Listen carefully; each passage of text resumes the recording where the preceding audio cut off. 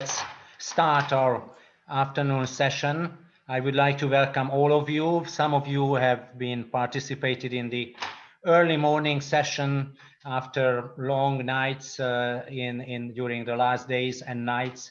We all, I guess, follow the US elections, and we are all very tired, maybe sleepy. Some of you come from the other side of the Atlantic now, and it's early morning there. So all of you are welcome. I won't make a long welcome speech because I had not a very long, but a welcome speech in the morning, and you can all listen to it because the morning session has been certainly recorded, and this one will be recorded as well. I hope you all agree with that. And also, you might listen to the other speakers, to the panel, the members of our panel from the morning. We had a keynote speech by Karl-Heinz Paquet, the chairman of the Friedrich Naumann Foundation. So we had a nice panel. Some of you were present, and now we have again 18 participants, which is not so bad. It might be even more during the day. We know from the last days when we watched, I think most of us did watch CNN or any other TVs, that numbers are changing fast. So now we have 21 participants, so I will not report you in each minute how many we are, but hopefully we will have quite a lot of... Stop the count. Stop the count. Yeah, that's we have now a populist claim as well, so it will be an interesting afternoon, I am sure. And without any further jokes or comments, I think we should start. And the afternoon session is more about international politics, and part of it will be certainly again the US elections, because we cannot escape of our tension, what we all feel inside, whether Joe Biden finally will become the next president of the United States, or anything very strangely might still happen and the course of the events might be reversed. I doubt, but we will see. So in the afternoon, we start with our keynote, and the keynote speaker will be Veronica Anghel, and she is with us. Thank you, Veronica, for coming. You are a political science researcher and now a fellow in the Max Weber program at the European University Institute in Florence. So you are based now in Florence, and the background behind Florence. You in Florence, in the city, in the very city of Florence, as you said. So the background shows that you are in a small house or palace, maybe in Florence, and we are going to listen to your speech. The title, what we have decided together, is a little bit complicated: Political and Institutional Impacts of the US Presidential Elections on the Transatlantic Relations and the Central and Eastern European region. Certainly this is an issue we are very interested in here in Budapest and everywhere in the region, and maybe beyond the region. I just want to add that you already have a relatively long career behind you.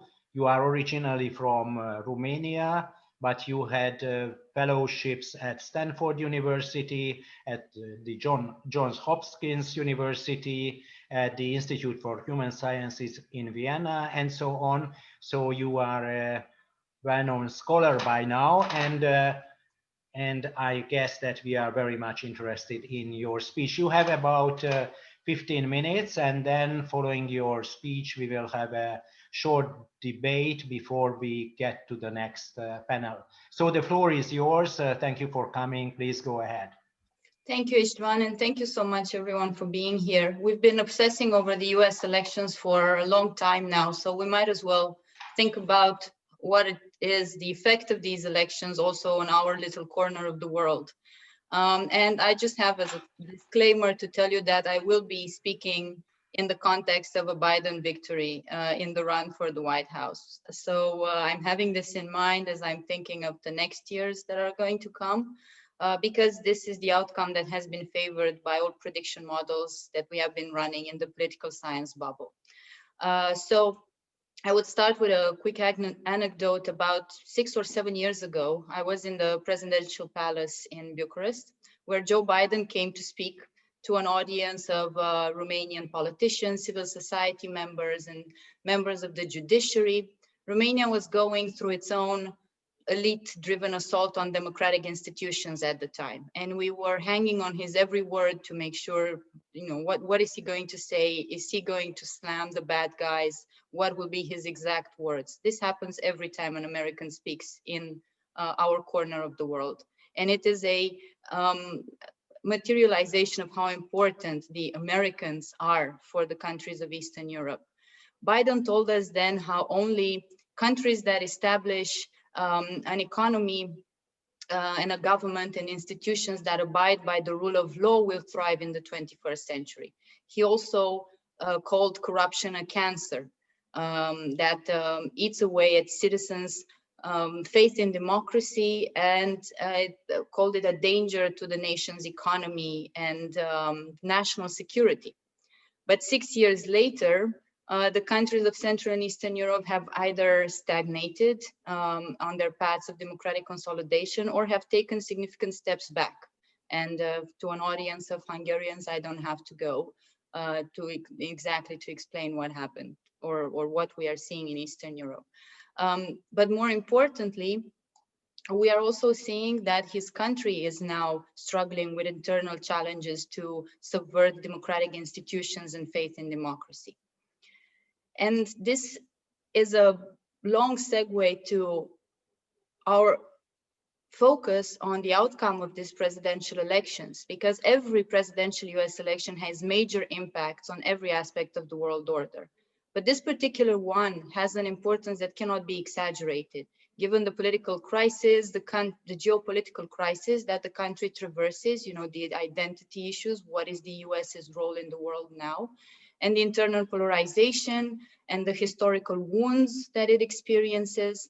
And a Joe Biden presidency would differ markedly in its foreign policy strategy from that of a second term under the leadership of President Donald Trump.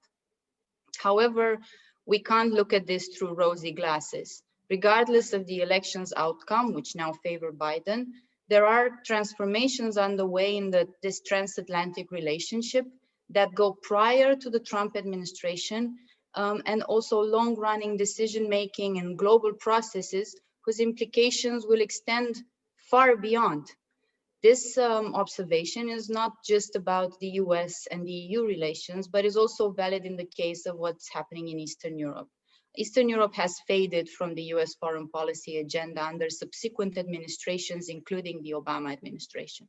So most US policies that affect Eastern European countries are in fact contingent on the US-EU relations, and even fewer address the region specifically, with an eye on mostly on balancing competing interests from other active actors in the region, and in particular Russia and China. So a few words on, I think we would do well to look at the exact role of the US in the world more largely to understand why the transatlantic relationship has been diminishing in importance in the last years.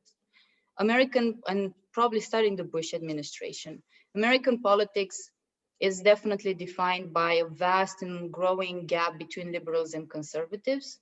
I'm sure you've covered this in the morning, and we all know what this is. What is less partisan in nature is the US establishment commitment to a common policy tendency to be self-referential and define the world only in relation to itself. So this is similar in a way to the European Union's own complacency with the irreversible nature of democracy and democratization in its midst, right? So US post-Cold War politics was defined by over-optimism and serious flawed risk assessments of their own actions or inactions. And there's this book by a security advisor to President Trump called Battlegrounds, the fight to defend the free world. And he is a retired lieutenant general.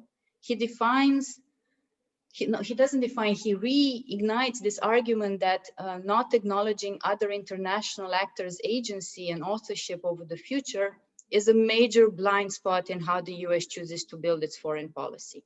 So taking this argument even further, we can start a conversation about whether America's long-running strategic narcissism and reliance on this myth of exceptionalism is not a causal path to its dwindling role in affecting global order. And the Donald Trump presidency has deepened these problems by not accounting for kind of complex causality in world affairs from the perspective of other self-interested principles. A change in the leadership of the White House, in my opinion, and for many others, is not likely to change change the America and create a more empathetic America. In particular, when it comes to its relations to the European Union, the US remains objectively a disproportionately outsized economic and military ally. So all administrations, including that of the Democrat Barack Obama, have used this advantage to advance US economic and strategic interests. They relied on different combinations of opportunistic incentives to do so. And Joe Biden also believes that the title of his foreign policy manifesto is the power of the American example. He also believes in this. He just aims to recast the country back in its role as the leader of the democratic world.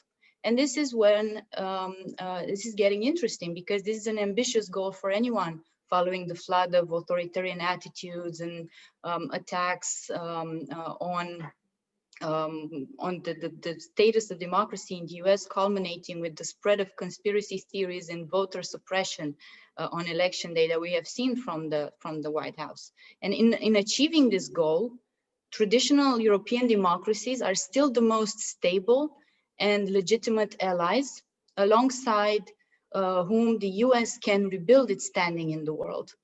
If they do aim to focus on these issues of democracy. So symbolically, the transatlantic relationship is still something they need to focus on.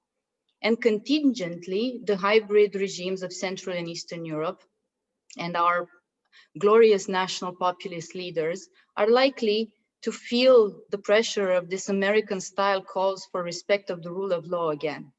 But there is no reason actually to believe that, I mean, we don't need to take this too far. There's no reason to believe that Eastern Europe will reign high on Biden's agenda. But we can expect this emphasis to change from security commitments to the promotion of liberal values, such as democracy, human rights, anti-corruption measures, and the rule of law. And the diplomatic core of the US will take the brunt of this work. Joe Biden was an exceptionally active vice president, and he is well connected in Central and Eastern Europe. He visited Central and Eastern Europe several times, but he is not likely to do that with the same attention now in his new position. So it will be again the ambassadors and the advisors and the recruiting that they will do who will promote these new aspects of liberal values.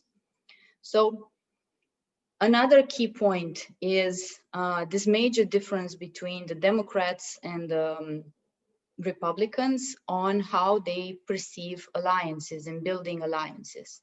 And let's call him former President Donald Trump and the President-elect Joe Biden hold very different views on the ways on how to deal with the international challenges that the US is facing.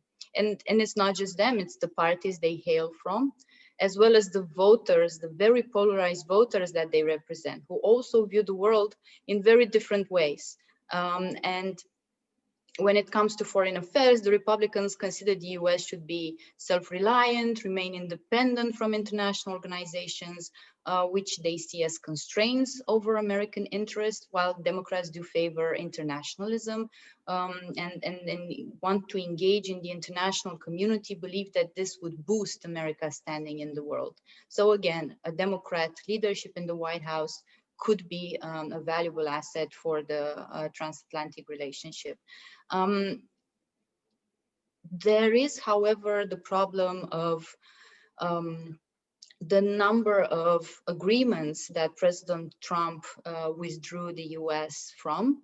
And during his presidency, he unilaterally took decision to withdraw from the intermediate range nuclear forces treaty with Russia, from the Iran nuclear deal, the Paris Climate Agreement, the TPP, NAFTA, UNESCO, I think the UN Human Rights Council, there was another one from the UN that the Relief and Works Agency, and now the World Health Organization. I mean, this is clear isolationism or more unilateralism. So instead of integrating the efforts of like-minded countries, he prepared to explore these bilateral relationships with authoritarian leaders and strongmen, from the Philippines to Egypt to Turkey, and not least North Korea, Russia, and China.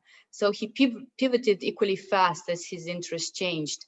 And if the concern was for most people, if he would also take the US out of NATO. This was not something that was so far-fetched when you look at everything that he did to destroy this world order. But Trump's predecessors had also pushed for an increase by Europeans on defense spending. And there was significant frustration in the Obama administration as well, because NATO members were not moving the needle on their defense spending to the 2% that they had promised to give. But the major difference in a Biden administration is that this rhetoric that Biden also had under Obama is punctuated by a strong belief that NATO nations never stand alone. And that is very different from the credible Trump threat of the withdrawal of the US from this political and military alliance. And also Biden is likely to bring the US back in the Paris climate agreement. So these two, he said he would. So these two alliances indirectly affect Central and Eastern Europe. NATO, for obvious reasons, we can go into in questions, and also when it comes to climate change, that clearly is a problem for everyone. And the fact that having once more the US on their side, the EU could strengthen its climate change agenda, and collaterally East European countries, for whom climate change is not such an important issue on the agenda, will now be under more pressure to deliver policy change and to carry this politics of climate change that Joe Biden is bringing with him, to carry it more in the conversation, in the kind of research projects they fund, and so on. I think it's also very important to keep in mind, I don't think we have the time to go through now, that Trump's isolationism is not something that came out of the blue. Historically, the Republican presidents and the Republican electorate have valued this kind of independence. Eisenhower did bring back the US in the powerful alliances, and he was one of the architects of the powerful alliances of Western like-minded state. And the role of this have never been brought into question again until the presidency of Donald Trump. But when it comes to the US-EU relations, President George Bush also was not a supporter of European integration and exploited Europe's internal divisions. I'm talking about the second Bush. So during his first mandate, he drew heavily on the idea that the US can do without the European allies who do not wish to follow US policy on major issues. And the fading importance of Eastern Europe from the US foreign policy agenda continued under the Obama administration, who pivoted the famous pivot towards Asia. And Biden's strategy to include Europe as an ally in global affairs will have to mend what the Trump administration brought forth for the last 4 years. And Trump continuously weakened these US-EU relations, worked to undermine European unity. You may recall him saying that Brexit was a wonderful thing and a blessing for the world. Rhetorically, Trump has also allied with other European leaders who contest the liberal order. In Hungary, in Poland, in Slovenia. For those of you who follow Twitter, you may have seen the Slovenian Prime Minister Janez Janša. He was one of the biggest fans, the supporters for Trump's even unfunded claims of voter fraud. So not just for Trump as his main man, but and congratulated him on the victory before even the votes were counted. These small countries have responded positively to Trump's message of becoming more autonomous and enhanced their ties with non-Western states, such as China, India, or Russia. Similarly, in the Western Balkans, they pursued such an agenda. Within the region, one positive thing I have to say about my native country is that Romania remained purely committed to transatlanticism as the major direction of its foreign policy. The US has constantly snubbed them. I mean, not paid that much attention, but they've ignored that, and they've managed to keep this direction. And it's possible that together with the Baltic states and in the context of losing Poland as the main US ally, I mean, not losing, but it's a more stressed relationship. Romania could be tapped by a Biden administration as a principal strategic partner in the region. Of one final word, if I would still have some time, do I have some time about for the final word I want to say is about the dwindling US soft power in the region, which we also have to account for, and the Biden administration has to account for. The share of the public with a favorable view of the US is as low as it had been in any point in the last 20 years, if you look at the Pew Research Center surveys. And that's a problem, because American soft power was always a sort of a point of attraction from the sphere of influence of other countries. And I do think that the personal connections of Biden in the region because they are under this major pressure to re-engage with the anti-populist, anti-corruption, integrationist policies of the Obama administration, with his personal connection and experience, could prove some diplomatic advantages that he can use to win back some of the hearts and minds that are no longer theirs. Of course, we will have to talk more about Russia, disinformation, and so on. But maybe we should go to the questions. Thank you for being patient with me. This is a huge, it's a huge topic. We can talk a lot about it. Yeah, thank you very much, Veronica. It's certainly not the end of the story, and there might be some questions, and during the whole afternoon there will be a discussion mostly about the US actually, so it's not over. Maybe my first reaction to your speech, just when you said that maybe Joe Biden might go back to the Obama era, but everything has changed already by that era, when Central Europe, or Europe in general, became less important for the United States. And I remember when Madeleine Albright was foreign minister, we were so happy that someone who came from our region originally, she became foreign minister, and she understood the region so well. So maybe we need someone as foreign minister like Madeleine Albright to bring back Europe, Central Europe, Hungary, Romania to the map in the United States, but this is just an idea. Well, I would suggest to the audience to send me, I already received one question, to send me through the chat button questions, because we don't have so much time. And then later during the panel discussion, there will be an opportunity for everybody to speak up personally. But to make this story shorter, please send me now your questions through the chat.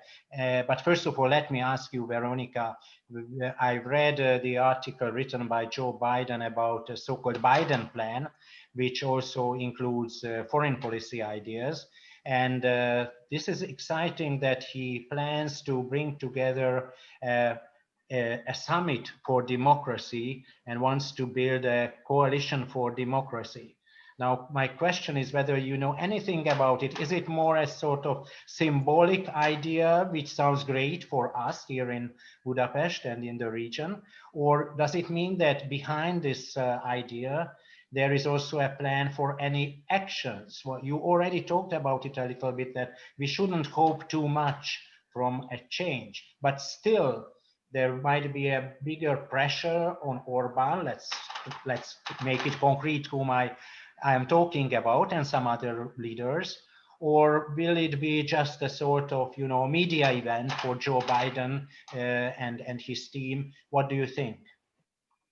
I think you're very right to say that the world has changed from when we used to be under the Obama administration, because these autocrats that you've mentioned, one of them being Orban, they have advanced significantly in their anti-democratic policies, and they have reformed the state a lot. And they're also more confident, they're more brazen. So the kind of pressures, the American-style pressures that they used to put on these people through the embassies in Budapest or Bucharest or Sofia, they will not work similarly, and they will not snap back into place in the way that we would like to see them. So from this point of view, they are in for a big problems.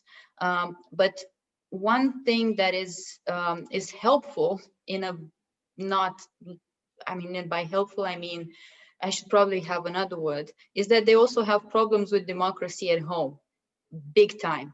So right now, if they are not if the Biden administration does not rebuild trust in the institutions of the US and focuses on these democratic issues that demand his attention, he will not have a successful presidency. This is the number one problem from the US in the US right now, and that is domestic politics.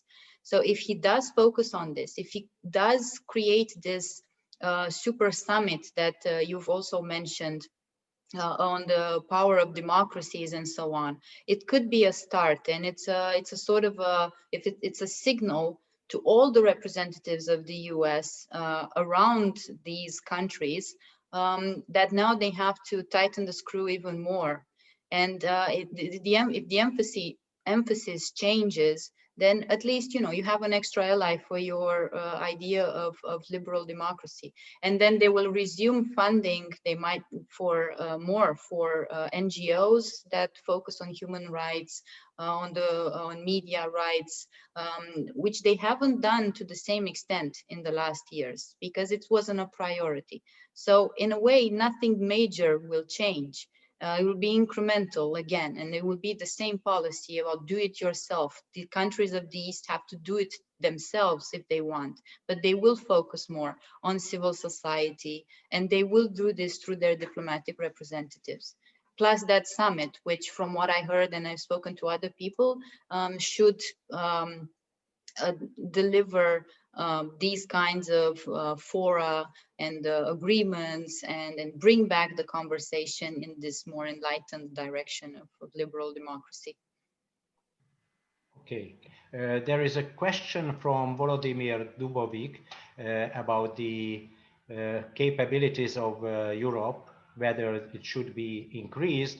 I ask you just to comment it very shortly, because there will be a presentation by Hajnalka Vince shortly, which will focus partly on that issue, and then we will discuss it, the relationship between the EU capabilities and the US leading role in NATO. But please, a short comment from you, please. Go ahead. I think it's very important for Europe to accept that its transatlantic relation is not what it used to be, and that these countries, European member states and the EU, are still like-minded, but their minds are not focused on each other. And these parts of, having defense capabilities of your own is something that is very important, and the complacency that the Americans will jump in is not something that should be allowed to happen at the same kind of speed and with the same intensity anymore. I think in the Carnegie Europe, Dempsey had a good argument in favor of more European independence, and I also think that is absolutely necessary. And I don't want to go more into this because you said that will be covered in the NATO relation as well. But something else that I would add is that its capabilities in the defense do not necessarily have to be military capabilities. Russian interference, cyber interference, disinformation, these kinds of things are areas in which the US and the EU have to collaborate undisputedly. So the capabilities of the US in controlling and handling the information environment are disproportionately larger than what the EU has. And the EU is practically a client in many of the intelligence community's products from the US. This is not likely to change because the intelligence community in the US is so much more powerful, and because the tech companies are also on the territory of the US.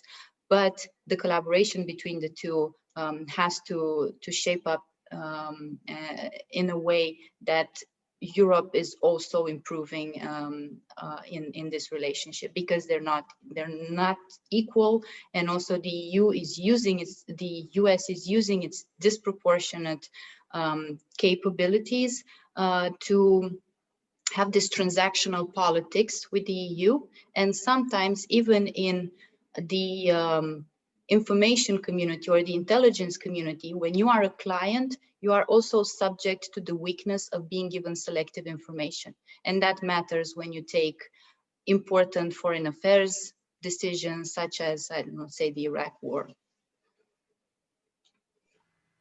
Okay, great. We are still going to speak a little bit later about Russia and the Ukraine. So I would like to bring in another topic, and I'm still waiting for one more question, maybe through the chat. And my question would be about migration policy. As far as I understand, Biden, supposedly the next president of the United States, wants to change it totally, and he speaks about the US as the nation of newcomers, nation of immigrants. So he goes back to an old-fashioned liberal rhetoric regarding the problems between the problems of migration coming from Mexico and the southern states of America. So he has a very much open-minded rhetoric, at least. So my question is regarding a changing US migration policy. Would it have an impact on the EU, and maybe in more general globally, since we had the crisis, the migrant crisis in 2015, what we called a crisis or a migration crisis. But regarding the global landscape, certainly migration is not a European problem, but it's a much more general problem. So in case the attitudes of the US would change, would it have a real impact on the internal debates inside the EU as well?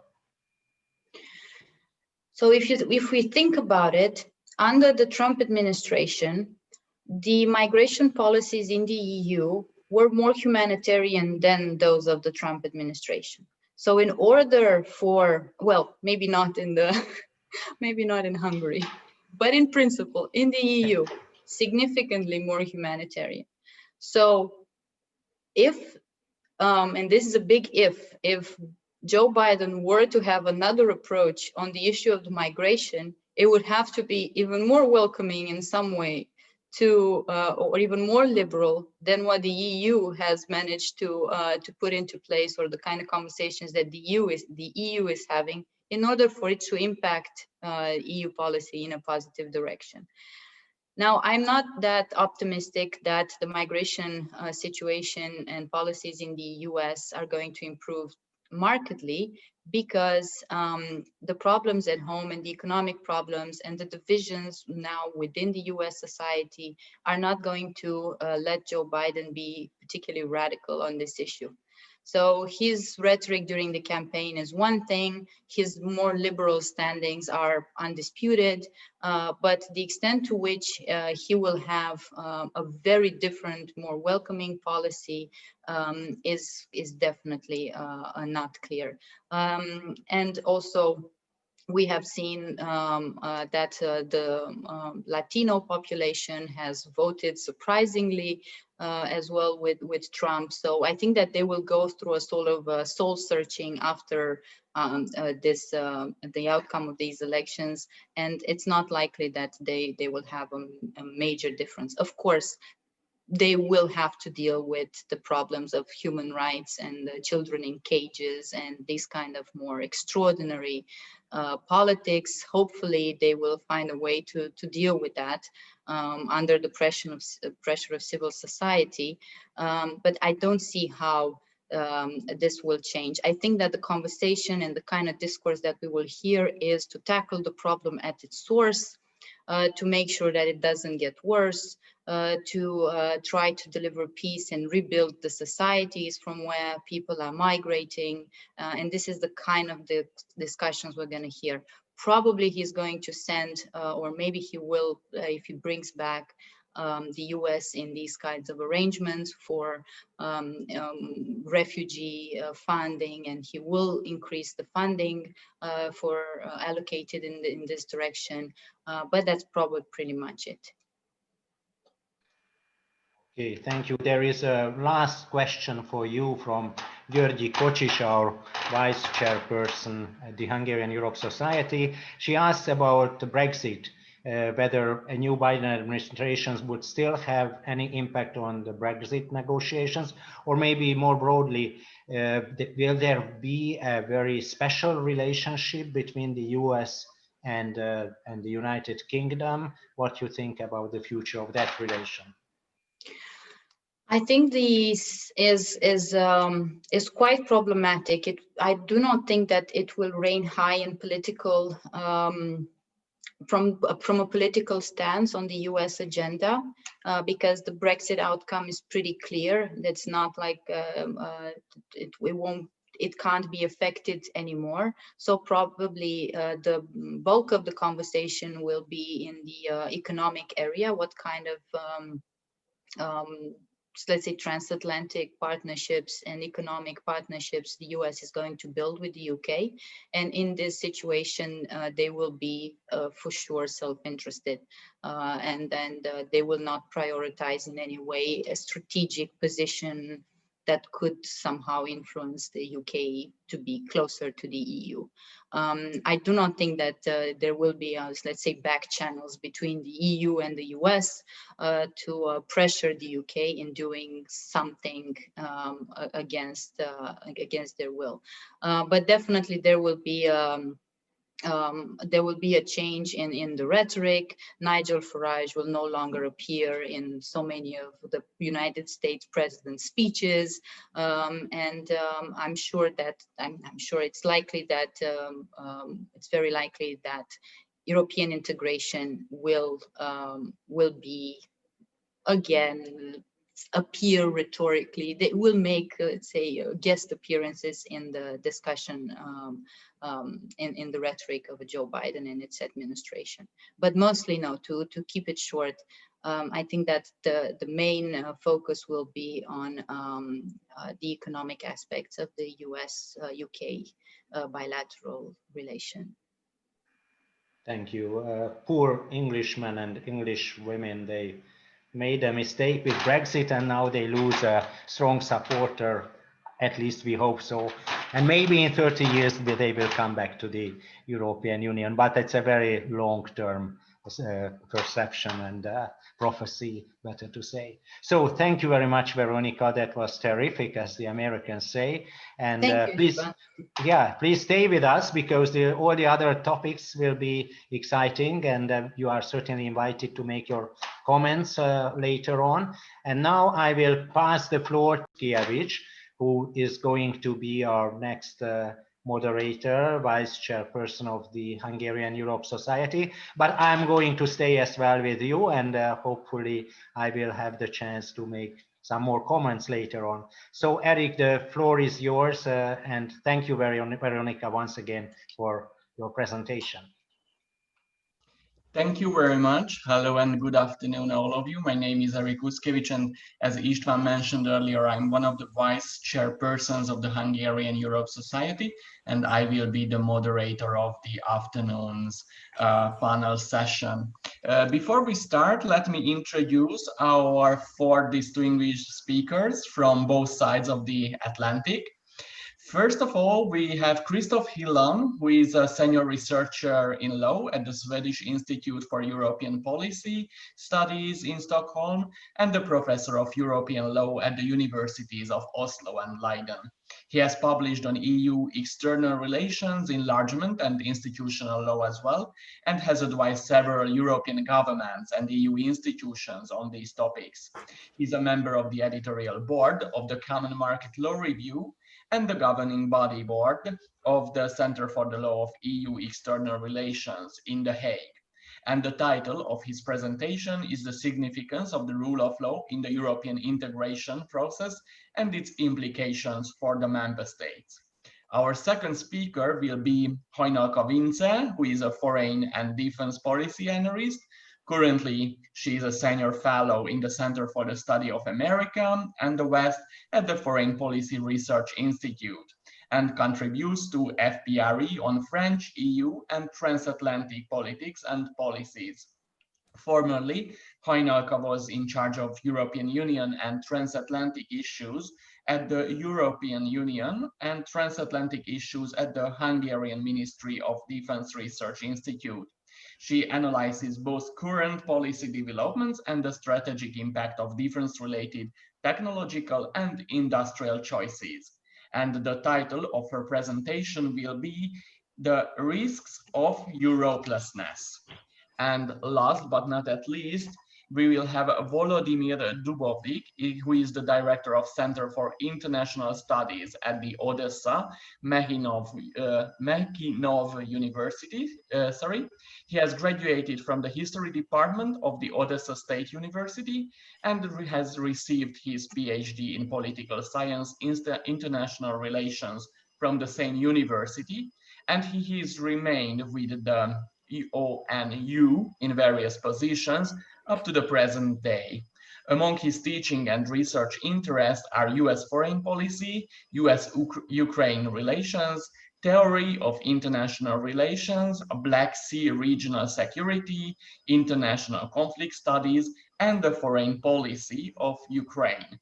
The title of his presentation will be Liberalism Under Attack, Transatlantic Strain, and the Russia-Ukraine Conflict. After the 3 presentations, we will have a short Q&A. So if you would like to ask, please type your question into the chat box, and as time permits, the questions will be addressed and answered after the briefings. Thank you, and the floor is Christophe Hillion. Please. Thank you very much, Erik, and thanks also to István, as well as the Hungarian Europe Society for this kind invitation. I'm delighted to be part of this event. As you will probably have gathered, I'm going to move away from the United States and the transatlantic relation, and I'm going to be a fairly dry compared to previous speakers, insofar as, also as you will have gathered, I'm a lawyer and not a political scientist. And so bear with me. I'm going to take a bit of a legal perspective and a European law perspective on the whole issue of how essentially to push back the advance of populism and illiberalism.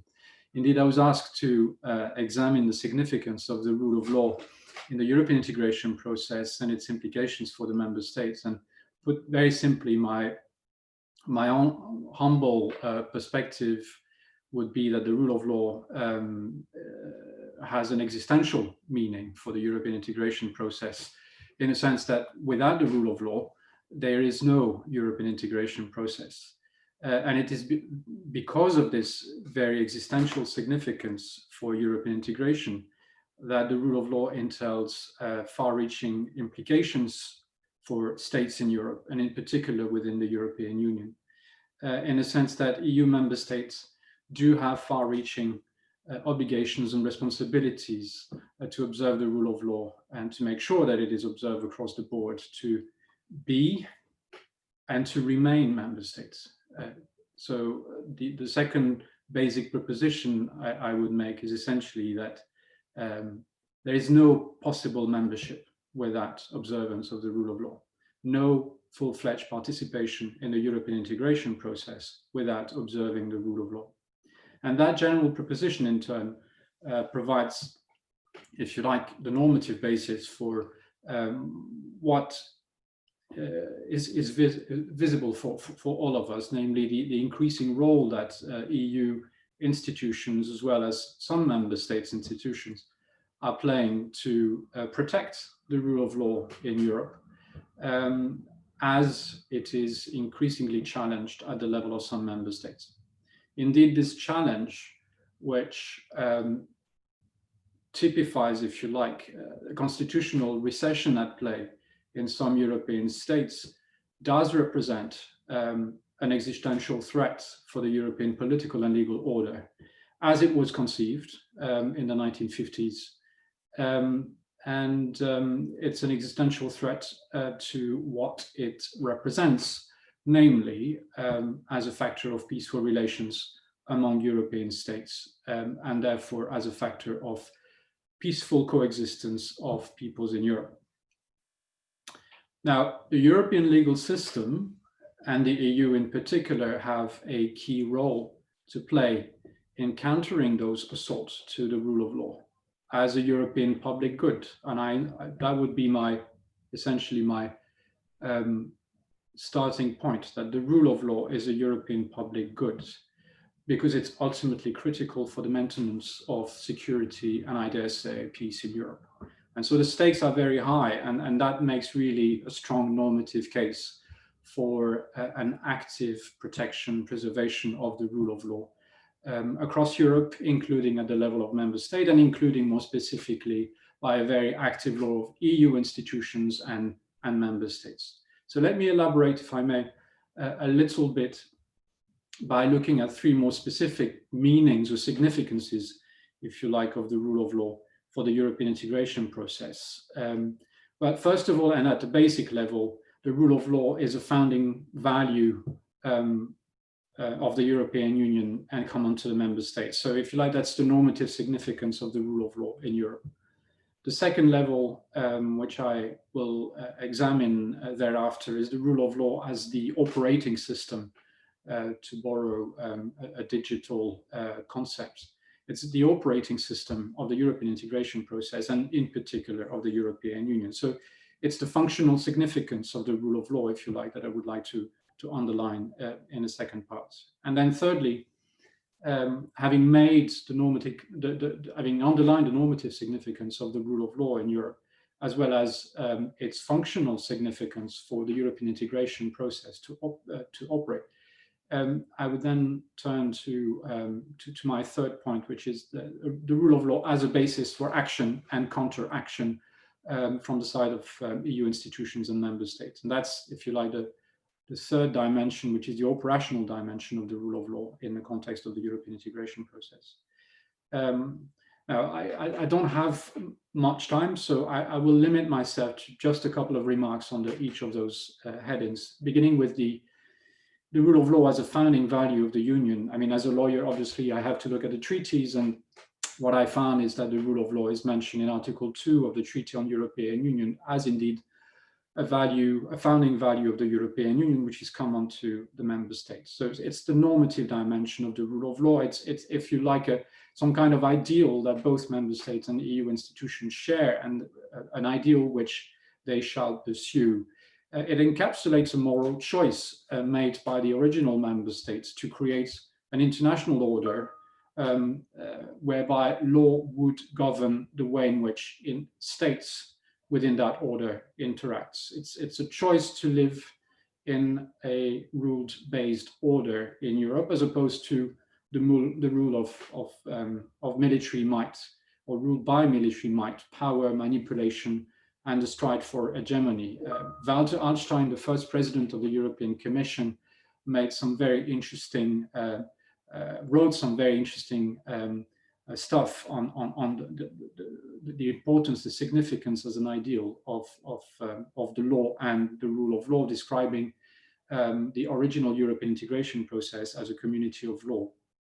There is indeed almost an Hobbesian dimension to the European integration process, and to the EU in particular, which is that it is an organization to keep nations in check and to keep stability and security in Europe, based on this notion, again, that the law, not power, will be the way in which states will interact, and if need be, solve disputes rather than using raw power.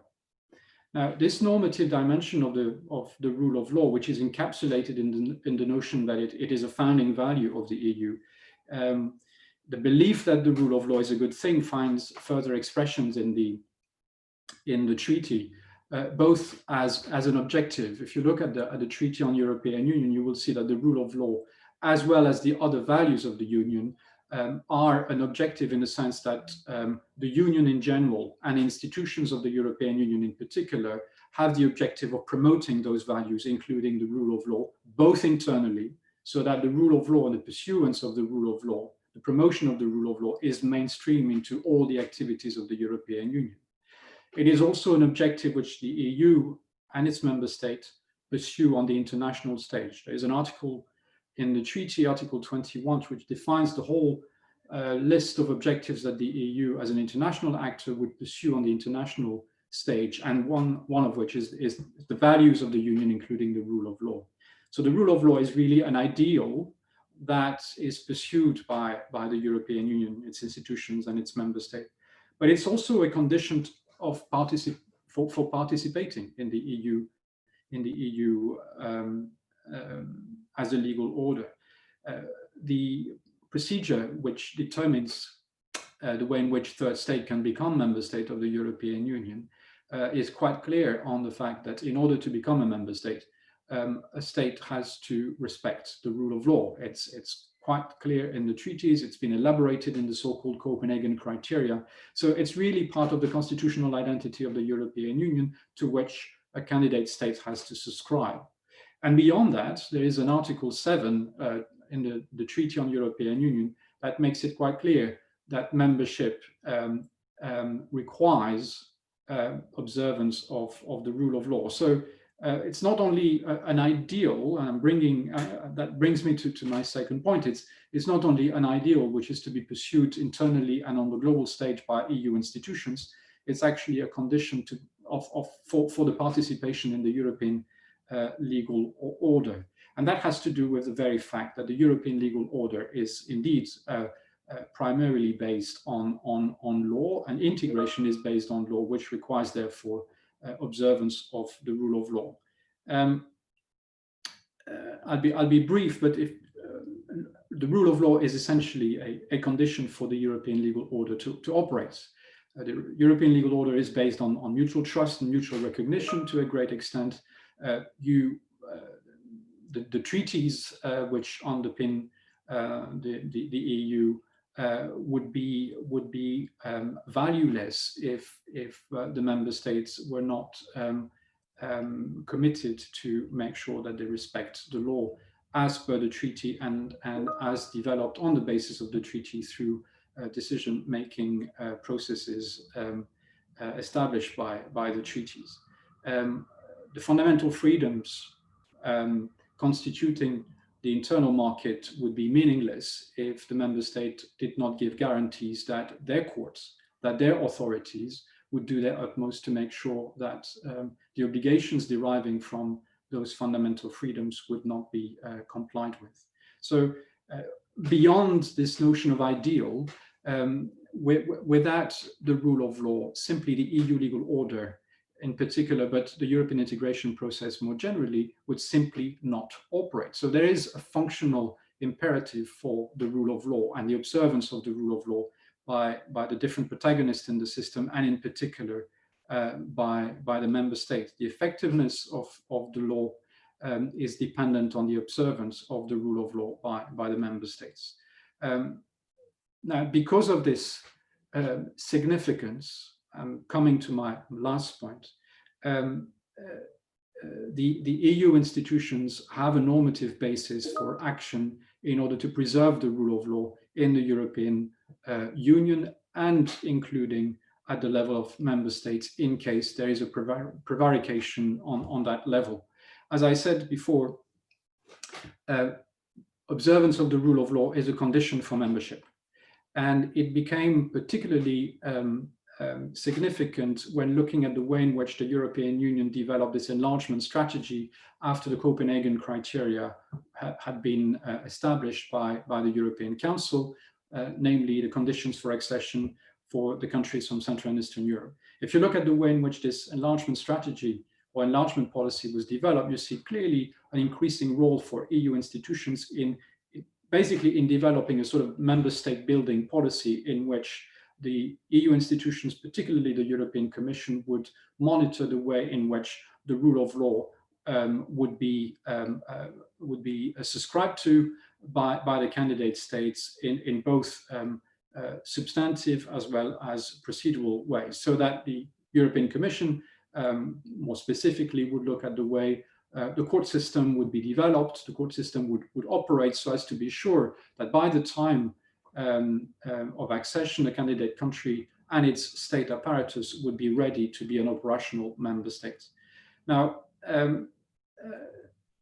interestingly, this enlargement policy and the way in which EU institutions have developed a strategy to monitor the way in which candidate states would prepare themselves to meet the requirements of the rule of law, this strategy is becoming very interesting in the context of the European Union itself, as the rule of law is being challenged at the level of some member states. Now, we know that as an EU legal order, the EU institutions have at their disposal all sorts of tools to secure compliance with the law. The infringement procedure, just to name one, which has been indeed a success in terms of ensuring that the member state would comply with their EU obligations. But we see little by little that this more classic mechanism does not seem to be sufficient. And little by little, the member states have agreed to allow the EU institutions to play much more of an active role based on a functional competence to secure compliance with the rule of law at the level of member state, well beyond the strict perimeters of EU substantive law, by, for instance, ensuring that the courts of the member state would be functioning in line with the requirement of the rule of law. So as the rule of law is being challenged by some member states, we see as a counteraction, and given the critical importance that the rule of law plays, not only as an ideal, but as an operational system of the European Union, we see more and more the European Union counteracting this increasing challenge to the rule of law at the level of member states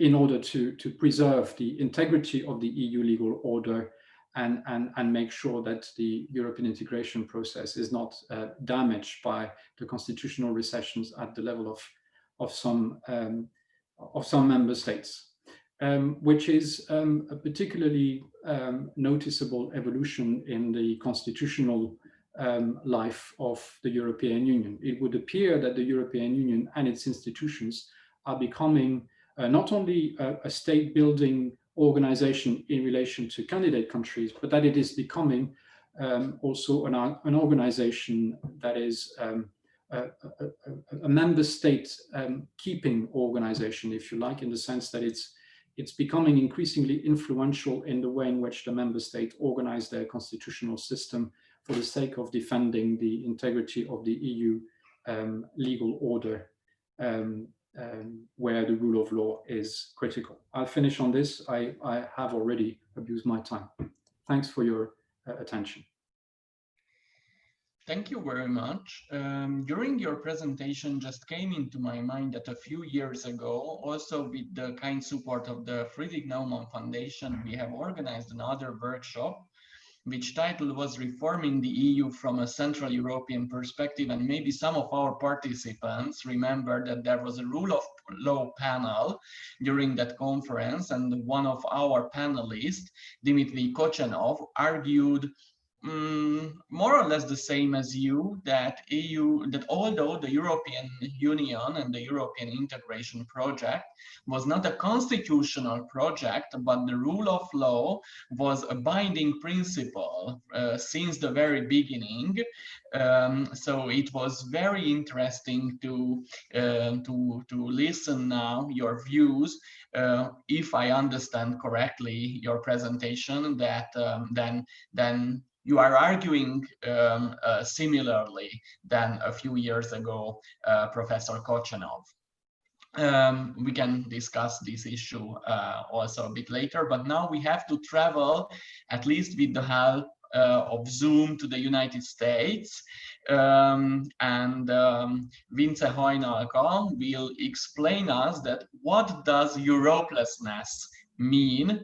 I'm very curious about this presentation. So Hajnalka, the floor is yours. Please unmute yourself. Thank you very much. And thank you for inviting me, and thank you for everyone for being here. If I would like to try to link my presentation to directly to the previous one too, I would say that for Europe to preserve and to promote, but already to preserve its beautiful rule-based model, it's essential to look at its place in the world in relation to other powers and how it can build itself as a geopolitical player, to take this word, which came also up with the new EU Commission. I would argue that the fact that authoritarian powers are rising and gaining traction in the world, and also that the so-called international community is called, the very existence of the concept is apparently called into question. In these evolutions, Europe's weakness in face of all these evolutions, it's not something that just happens, it's largely a problem of its own making. So Europe is basically responsible for what's happening to it, and what I would call the original sin, and that would be the first part of my presentation. The original sin is being the perpetuation of its dependency on the US, even after 30 years after the end of the Cold War. The nature and even the intensity of this dependency has not really changed, and obviously, most European governments are all too happy to free ride on the United States for their defense, to be able to at least pretend that they think their defense is assured through the US nuclear umbrella and through NATO. But this kind of dependency always comes with a price tag. The price tag being that Europe is not able, and because it's a self-inflicted weakness, I would argue, so it's not even willing to promote its diplomacy on the world stage, a diplomacy based on a quite a healthy mix of multilateralism and European interest-based realpolitik. That would be what Europe would be seeking, but which is like given up in order to align sometimes on US policy and sometimes just refrain from challenging or resisting it when there is a policy gap between the two sides of the Atlantic. Obviously, our values and interests largely converge, but there are there are crucial issues when there is a policy gap. Just to mention a few, obviously, Europe was not able, like patently not able to follow through his policy on the and the interest on the INF treaty. You already mentioned, Veronica. Russia and energy policy comes to mind, armaments purchases, the Mediterranean, the Iran nuclear deal. On all these issues, Europe is not asserting itself and its interests. I would say that spending more than 70 years under the US protective umbrella led to a kind of strategic irresponsibility and non-existence from the part of Europe. I would like to quote a former French foreign minister, Hubert Védrine, who is like the gray eminence of French diplomacy from Mitterrand to Emmanuel Macron. He's right now negotiating, he's the negotiator in NATO about NATO's future. So he is the representative of Macron in NATO. And he actually called Europe as the idiot of the global village. Meaning by that Europe is like walking by, claiming that history, geography, power politics, realpolitik is just outdated. It's a thing of the past. While at the same time, the world he's walking in is like, as he called, Jurassic Park. So it's quite a discrepancy between European attitudes and what's actually happening in the world. My second part will be like a ray of hope that we might be experiencing a kind of a semblance of awakening to realities from the part of Europe. I mean, we have been experiencing some of those in the past, but now I would just enumerate at least some of the signals. In 2016, the EU's global strategy was articulated around a concept which had been taboo, but like the ultimate taboo all over European integration, which is strategic autonomy. And this concept was the basis for the EU global strategy elaborated in 2016. Then Commission President Juncker made a State of the European Union speech in 2018, calling it, entitled "The Hour of European Sovereignty." And actually, I counted, the already also taboo word of sovereignty was listed 11 times during the speech. And really, like strategic autonomy, sovereignty, there was like reserved to French, de Gaulle, and just very tainted words before in European integration. And then here comes a new commission, which calls itself from the outset like the geopolitical commission, and which might mean whatever it will mean. But indeed, there is an interesting portfolio under French Commissioner Thierry Breton, which is a huge portfolio encompassing internal market, space, defense, digital, industrial policy, and in the list of its responsibilities, it is like clearly and explicitly stated, promote and preserve Europe's technological sovereignty again. I mean, we have seen a lot in terms of discourses in Europe. So there is a clear and present danger that the EU would revert back to its old habit, what Christophe Patten, former External Relations Commissioner of the EU, called the strong nouns and weak verbs. which means like it's all talk, no action. But and there is the danger, the risk of doing exactly that is all the more present, that for Europe to actually follow through on these signals of sovereignty, and it would mean to completely change its DNA. So in order to be able to pursue on this call for sovereignty, it would mean an autonomous and a protective Europe.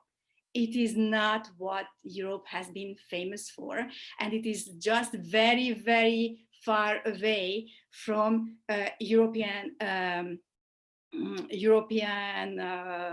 like state of thinking and overall atmosphere.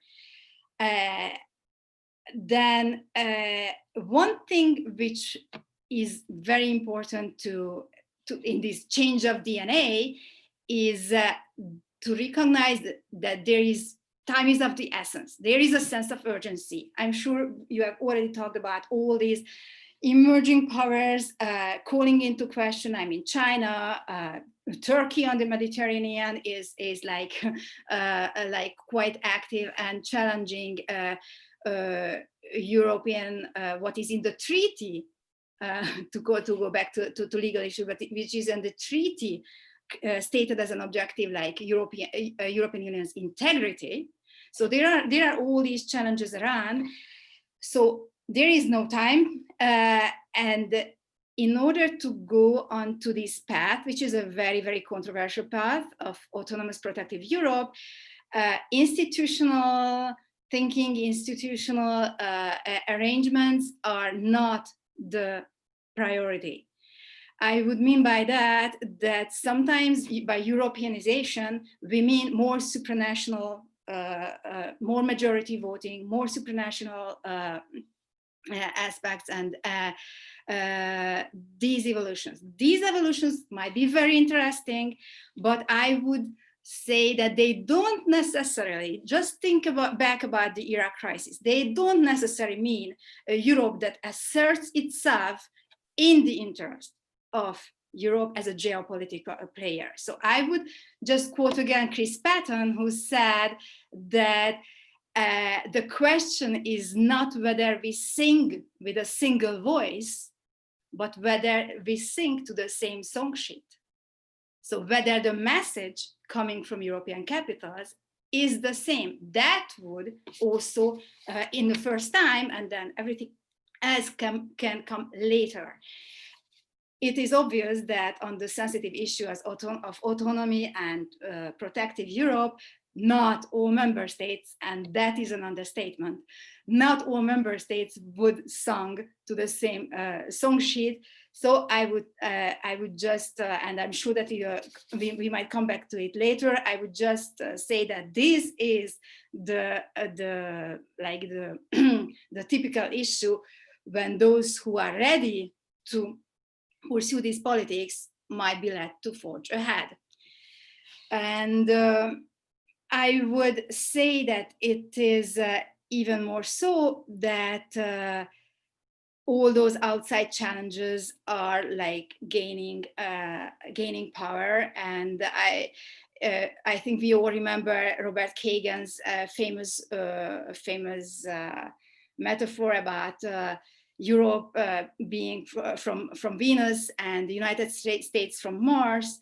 And Robert Kagan's latest book is entitled "The Jungle Grows Back." The jungle being everything outside of the Western-led liberal order. So Europe needs to step up, and it needs to step up on its own terms as a credible international player. And I would just conclude these reflections, and I hope there will be like opportunity to elaborate on them later on with questions, by saying that there is a need to reinvent European liberalism in international politics. I think that it is a very interesting twist of events that Emmanuel Macron, the French president, who is, if anybody, he is the poster boy for progressive liberal thinking. He is at the same time, as he would say, he is at the same time the most vocal of all European leaders on issues of sovereignty, power, protection. So it is, obviously he is just following the traditional French political line, but he presents an interesting combination in this respect. He actually draws attention to the fact that without asserting Europeans' autonomy, without being protective of their own citizens and of their own models, I quote him, Europe will only have choice between two submissions, being under China or being under the United States.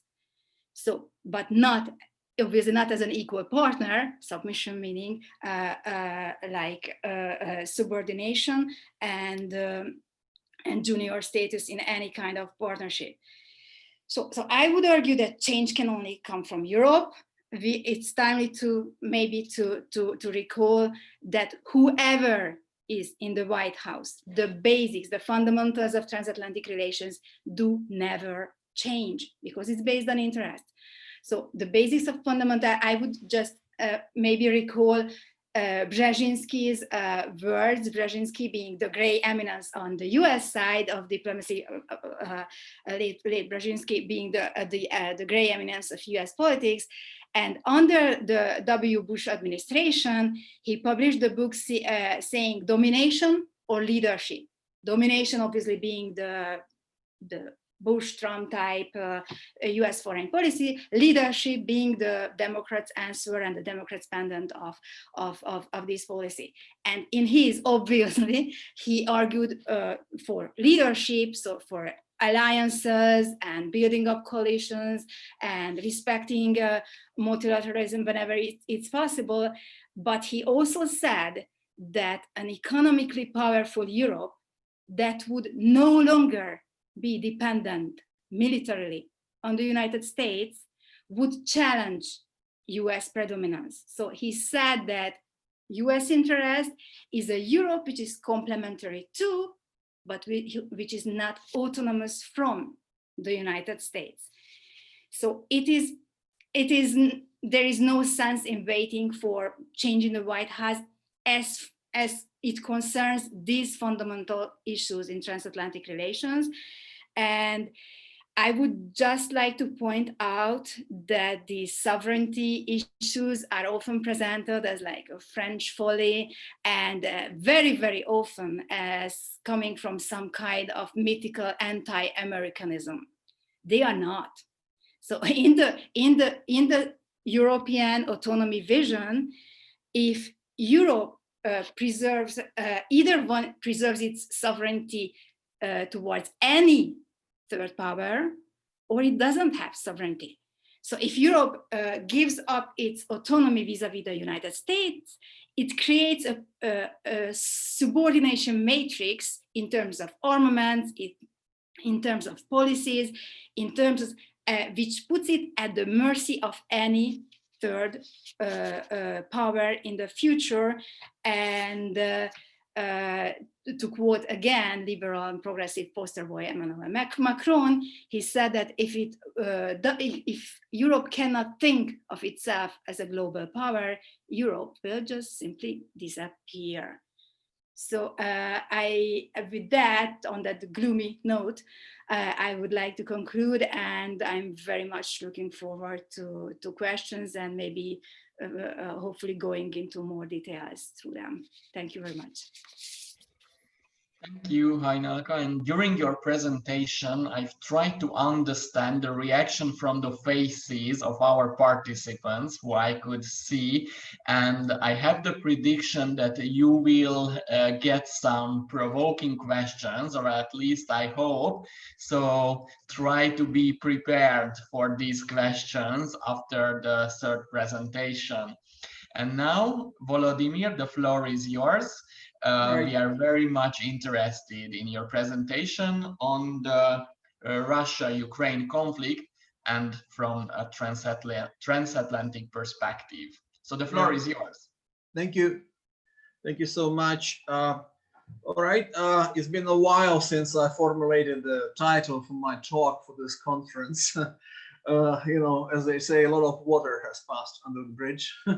And but anyway, let me start by saying thank you to István, whom I know for a number of years, for inviting me to speak here today. It's a great pleasure.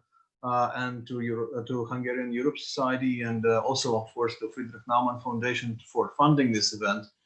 You know, my tickets were already bought by the organizers to come to the offline event back in April, I believe, but then we didn't have an opportunity to actually have it offline. So now having it online, and the conversation is very exciting, very interesting. So thank you. And as far as I can see, I believe I'm the only one from the eastward, from Central Eastern Europe, you know, the post-Soviet space, so to speak. And that's something. So I'll try several blocks and have several blocks in my presentation here today. You know, I'm above all, among other things that our distinguished moderator mentioned from my short bio, I'm an Americanist. So I cannot escape but to say a few things about the US first. In fact, I would say a few things about the US, and then we'll move to Europe, and then finally to Ukraine and Ukraine-Russia conflict, if I may. Well, on American side, of course, obviously, you know, and everywhere on both sides of the Atlantic, including Ukraine, there is a major assault on liberal values and liberalism and liberal international order. There's no doubt about that. As we sit here today and speak about this, 31 years since Fukuyama wrote his essay, The End of History, we're now well aware of the fact that the global triumph of liberalism didn't materialize, unfortunately, to most of us, I suppose, as we are the proponents and adherents of liberal ideas and liberal ideology. You know, can we save liberalism? Can we actually adequately respond to the challenges, or even the, as I said, assault or attack on liberalism? What can be done? And let's start with the US, and for no better reason that the US is a leader of free world. Okay, we probably forgot about that in the last 4 years, and you know, many of the pundits were looking for the substitute to Trump. You know, people were looking at Merkel, and Macron was mentioned today, and some others, like, who is the new leader of free world? Because Trump is not the one, obviously. But in US, that's interesting, because the debate is very much that you have in US culminating in these elections, the holiday, the triumph of democracy that we're having for the fourth day, the election day, which is now in its fourth day, and that's not even quite over, even though we're now seeing promising results from Pennsylvania. Still, it's obviously not over. Debate is very much full of recriminations and hostility. The one side is basically finding pleasure in making lips cry, or let own the lips, or something like that. It's vilified. The liberals are vilified. So they're not only opponents in a dialogue and conversation, they are actually the outright mortal enemy. And that's a problem. And often on the other side, it's similar. You know, and they've been already said today several times that that should be more or less of a civilized dialogue, but it's not there. So we have come a long way since the times of Buckley-Vidal debate, which was civilized, which was on the point, and the people were exchanging points and ideas and arguments, and the truth was born and not born. But anyway, right now it's more of a shouting game. It's more of a street fight. It's more of a night fight, you know, unfortunately. And, you know, we, the liberals, we tend to say it's not our fault, you know, it's other side fault, but who knows? I mean, I also think it's probably mostly other side fault, but it's probably something that we can do as well to go back to this civilized, normal dialogue about the values and the future and what should be done and the policies and stuff like that. Obviously, Trump might be gone, but Trumpism is not, as we understand. It's here to stay. You know, with Trump and Trumpism, it's really a chicken and egg thing, I believe. And because some people might say the views, that generated Trump, that brought him to the power, were there before he became president. But on the other hand, of course, he gave them normalization, he elevated those views, and they are not anymore something which is under the surface. They are now normalized in many ways, and people are not shy to expose those views. And this rebellion against political correctness and things like that will go on. There's no doubt about that, on both sides of the Atlantic, obviously, and including the United States. Also, the major problem for the liberals in US, at least, but not just in US, is on the far right. There is also a problem on the far left. We shouldn't pretend that there is no problem coming, no challenge coming from a radical left or far left. Like in US, much has been said about some excesses of cancel culture, of the censorship, of the ideas like safe space on campuses, and the basic questions are being asked again and again. Should some people be banned permanently from entering campus and speaking on campus if their ideas are not invited or welcome? Or should we actually block accounts? I mean, some accounts should be blocked, I believe, indeed, because some people just instigate violence. But if you are espousing some views that are not very much popular, you still have the right to do that, and then do it, block accounts here. So how is it acceptable to use illiberal methods to fight something like that? So that's a big question, which is still question mark, which is still ahead of us. We can talk about it, and of course, there's also post-truth has been mentioned here today. I have this privilege of speaking the last one, privilege quotation marks, because many people have said already so many things. And as Peter Pomerantsev has said once, indeed, nothing is true and everything is possible, and that's MO that we operate under right now for the last few years, unfortunately, and we have been the first recipient of the negative aspects of that role here in Ukraine, with whole coverage and narratives about Ukraine-Russia conflict, about Ukrainian junta, Ukrainian fascists, persecutions of ethnic Russians and Russian speakers, and so on and so on and so on. So with America, to kind of conclude this America-centered, America-centric segment of my presentation, I would like to say that, of course, with elections, there have been many issues, like, for instance, the stop the count thing, placing bets on Supreme Court openly, and saying things out loud, that we hope that those people that we put on the Supreme Court will do something, will help us now. That's of course outrageous, because I hope that no court, including Supreme Court in the US, will do anything to stop the count of legal ballots. Recount is a different thing. I mean, if you have examples of falsification, bring them on, but there's nothing so far. All right, we'll wait, because of course, obviously, it's not over today. There is archaic electoral system. I'm well aware of how much piety Americans have for their traditions, for their norms that have been around for 240 years or so. And I don't expect any changes soon. But frankly, the fact that this system is remaining, the electoral system is remaining, is undermining the notion of America as being a democratic state, because it's not nationwide, one person, one vote system, really, because it's not decided on this basis.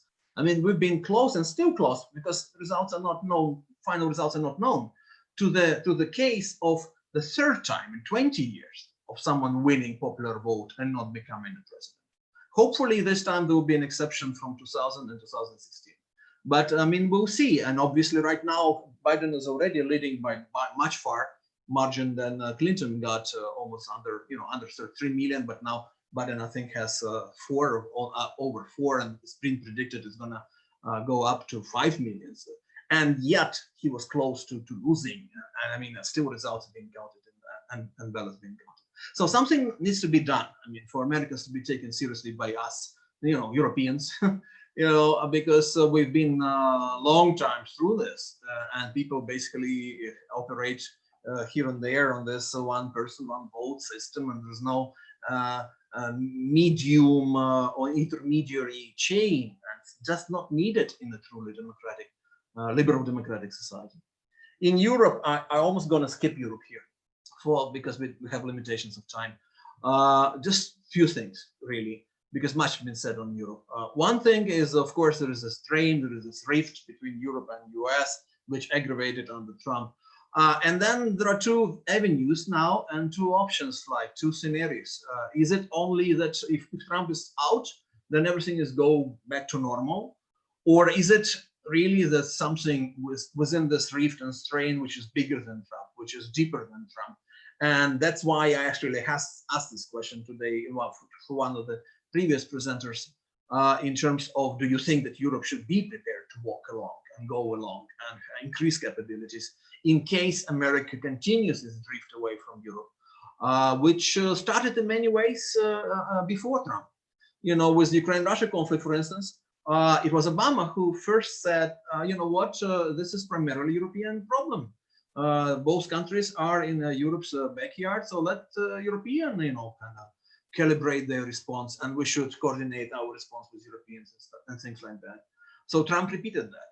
You know, also the demands for NATO to increase defense spending didn't start under Trump, as we all know. It started under Obama, and many European countries took on their you know, promises and commitments really to increase that spending. So many things that we are talking about today in terms of European-American relations are not generated. The problems are not generated exclusively by Trump and Trumpism or nationalism or America aloneism or America firstism in Trump's times. So we'll see how it goes. The attempt to create the liberal international apparently has failed so far. I mean, such a nice guy as Steve Bannon is, obviously he's tried his best. He failed, and actually I was pleased today. One of the first news I found out today is that his Twitter account is now blocked because, well, he went as far as he said that he would like to see the head of Mr. Fauci on the bike. Okay, that's nice, of course. Even if he was meaning something else, you know, not literally, but that's probably way too much. So Twitter had enough for a while, and his account is being blocked now. Bannon was running around with this idea that we should just join our forces, all anti-liberals, all illiberals.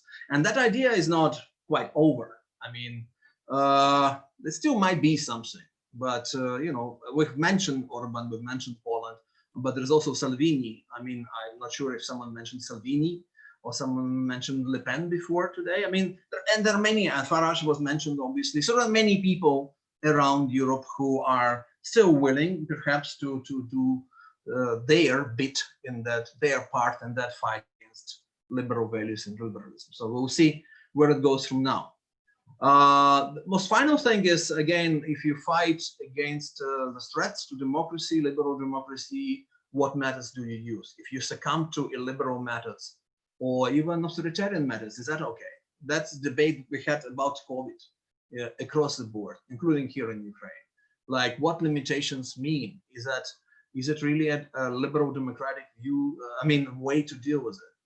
Or say the problem of terrorism, the of terrorism. That's a threat. It's a clear threat, as recent events in France and Austria have reminded us. But do you just criminalize the entire group of people? I mean, how do you go along about it? I mean, we shouldn't give up. We shouldn't be conceding any grounds to the terrorists. But in rhetorics, in terms of our response, how far do we go? I mean, because there is always a problem. There is a threat. There is a risk for us to go too far, you know, and that's a problem that we see across the board. Again, not just in Europe, but also in the US, also here in Ukraine. So in post-Soviet space, of course, liberalism is very much hunted down, I would say. Unfortunately, it's complicated. There are some countries, some regimes in post-Soviet that have been proudly anti-liberal for a while, for a long time. But there are also some examples of unfortunate developments in the countries that have been known for being on the other side of the divide. Like, for instance, in Estonia, you know, see, you have this little small country, small party of EKRE being part of the government, which already affects the position of the country of Estonia on a number of very important issues. And now all of a sudden, this country, which is probably the most devout follower or followee of the liberal democratic model in the entire post-Soviet space, you're having these issues. You know, you're having these problems, and so that's unfortunate. And that as a reminder to us that never in any of our countries, in any national context or local context, we can just relax and say and take it for granted and say everything's fine. No, it's a constant struggle, you know, and we should be ready for that. We should be ready for that.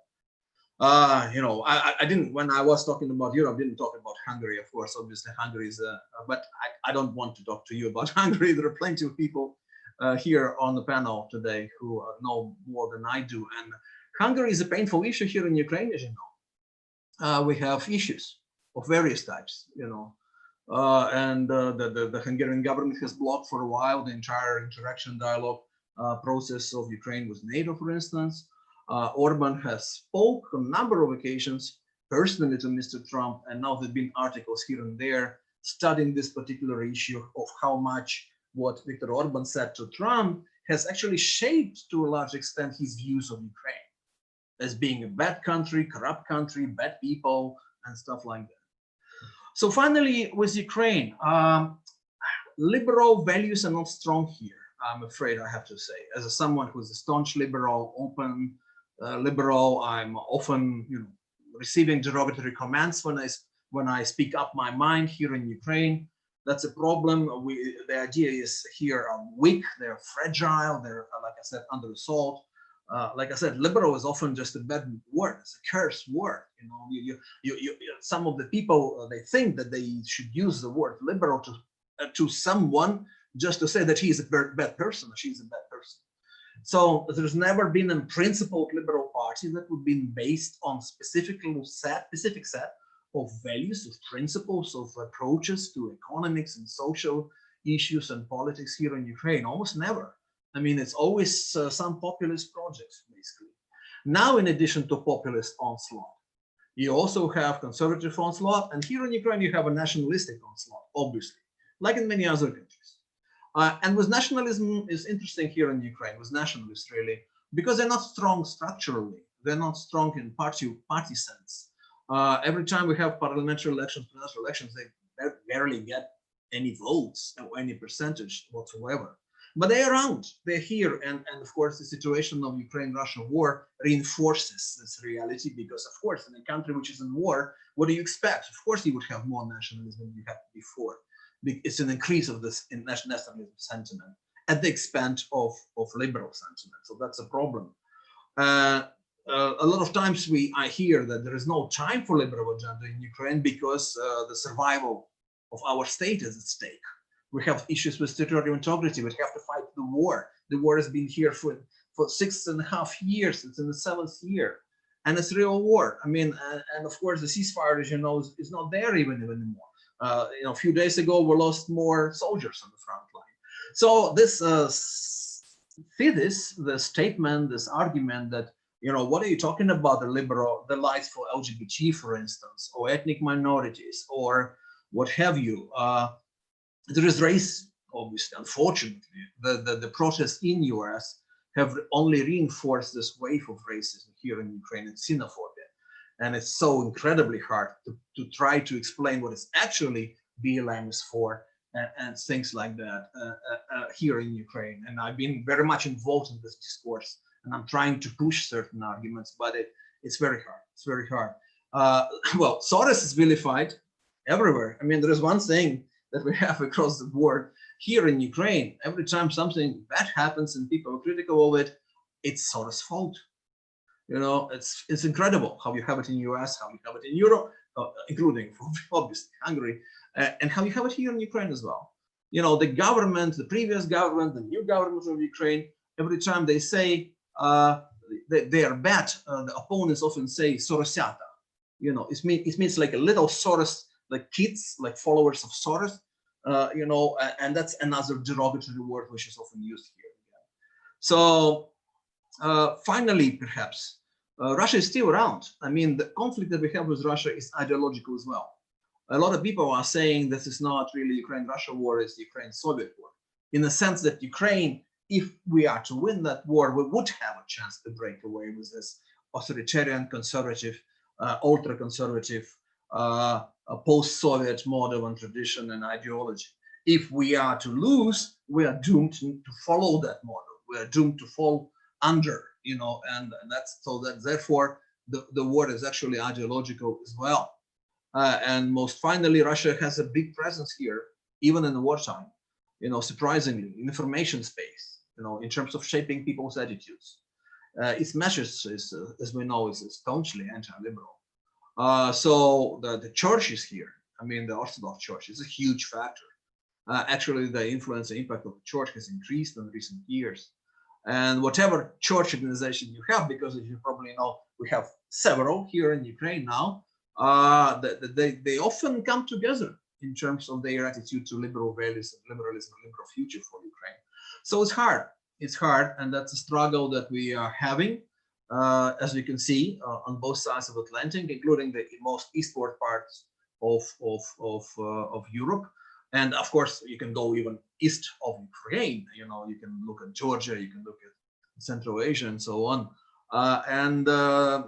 That's a fight that we're having, and that's the challenges that we are going to be facing, no doubt, in the coming decade, as you put in the title of your conference, in the 20s of the 20th century. And that's, we should be ready for that fight. So I'm not optimistic, but I'm not giving up either. And that's what I would like to end. Thank you. Thank you very much. I don't know that how were the previous presentations and of Volodymyr during the past, but I can say that this presentation happened under very, very unprecedented times, because during your presentation, we've just got the news that Biden is in the first place in Pennsylvania. One of our participants in the chat said that Biden has won the elections, but CNN doesn't show it. And one of other participants posted on Facebook that the first female vice president for the United States of America is coming soon. So we can say that during your presentation, we've got a lot of news from the US, and it's a very interesting and exciting times. But during the next couple of minutes, we are trying to answer the questions from the audience, what we've got so far. And for the first time, I would like to give the floor to István, who has a question to Christophe. István, please. Yeah, thank you. Well, my question is about the current situation when there is a debate whether the rule of law issue within the European Union should be linked to what we call conditionality to the transfers of the cohesion policy and other instruments to member states. And here there is a sort of agreement made yesterday between the partners, the European Parliament and the Council, how to proceed. Can you please, Christophe, comment on that? Is it a breakthrough? Some liberal politicians in Hungary from Momentum proclaim that Orbán finally lost, and now we have a wonderful instruments, while others, especially colleagues of yours like Laurent Pesch or Petra Bard, I mean constitutional lawyers, who think that this would be just one more instrument, but it might be efficient enough. And there are many other potential instruments which might be used by the European institutions in case of the breach of the rule of law. So why the EU hasn't used them until now? So is this a breakthrough, or will there be another problematic situation when we in Hungary are waiting for the EU, and then the mood will change and we will say again nothing has been made? Shall I answer immediately, Erik, or shall we take a few questions? Yeah, there's another question which addressed you. So I would like to share, and then you can answer both. So the question is that how to talk to governments of some states, for example, the Polish, who claim observance of the rule of law while breaking its principles. Their arguments refer to the variety of judicial systems in the EU member states and to the EU treaties, which are leaving this sphere beyond competence of the EU. And as a kind of additional comment to this question has arrived also that Hungary is also a very much complicated situation because while cheating, stealing and avoiding law regulations, this is enshrined in another type of legal framework that everything is legal, everything is lawful. So these are the questions addressed you. Okay, well, excellent questions, which would deserve lengthy answers to do justice to their quality. I'll start with the conditionality mechanism. I think it is an important development, but I will reserve my final judgment on it for various reasons. The first is that there has been an agreement in the trilogue yesterday between Parliament, Council and Commission, but it remains to be seen whether the text as it is now, based on the compromise of yesterday, is going finally to be approved in Council. Given that, well, this text, this particular arrangement is being proposed in a broader context where Hungary and Poland, their government, to be more specific, have indicated that they might block the ratification of the new decisions on the EU's own resources, which has to be ratified by national parliaments, if there is this kind of conditionality mechanism. Whether Mr. Orbán has lost or not, probably it has. There is a bit of truth in that, in the sense that now there has been a compromise among the three main protagonists. But we have to look in the broader context as to whether Mr. Orbán is bluffing or not when it comes to blocking the adoption of the new resources, the own resources decision, which is, as you know, politically, economically, it's so critical for the future development of the European Union and the member states. So we'll see in the next few days whether the text as it is going to enter into force at relatively limited cost in terms of adoption of that own resources decision. The other thing is that one has to look at that particular new instrument in the broader context of existing instruments which the EU can use in order to enforce the rule of law. And on that front, I'm not quite sure that the new mechanism, if it is to operate the way it's been agreed yesterday, is going to be very useful if the Commission does not make use of it. And it's been said over the last couple of years since the new Commission took over that this particular Commission has not been particularly active in the way in which it would be expected. In other words, the Juncker Commission, particularly with Timmermans as Commissioner, was much more active in using existing mechanisms, such as, in particular, the infringement procedure to bring the Polish state and the Hungarian state to the European Court of Justice on grounds inter alia that the rule of law had been infringed. And that particular policy had been quite successful. But it would appear that this infringement procedure is less actively used by the von der Leyen Commission. Now, if that is true, then why should the new conditionality mechanism, which is entirely dependent on the European Commission starting the procedure, is it going to be more effective? The question is indeed whether the European Commission is going to act in accordance with the rule of law and in accordance with the treaty, which empowers it to play the role as the guardian of the treaties. And there the jury is still out, I'm afraid. Last but not least on that point, presently, the European Commission has the ability to sue a member state on ground that it violates the rule of law principles, and by bringing this state to the European Court of Justice. Now, of course, once the procedure starts at the level of the European Court of Justice, it takes quite a long time. You can wait for 2 years before the Court of Justice eventually says whether or not the Commission was right. And we've seen a clear illustration of that problem with what happened to the CEU. Hungary has now been held in violation of its EU obligations by the European Court of Justice, but the CEU has closed, or almost, and has moved its premises to Vienna. So it's too late.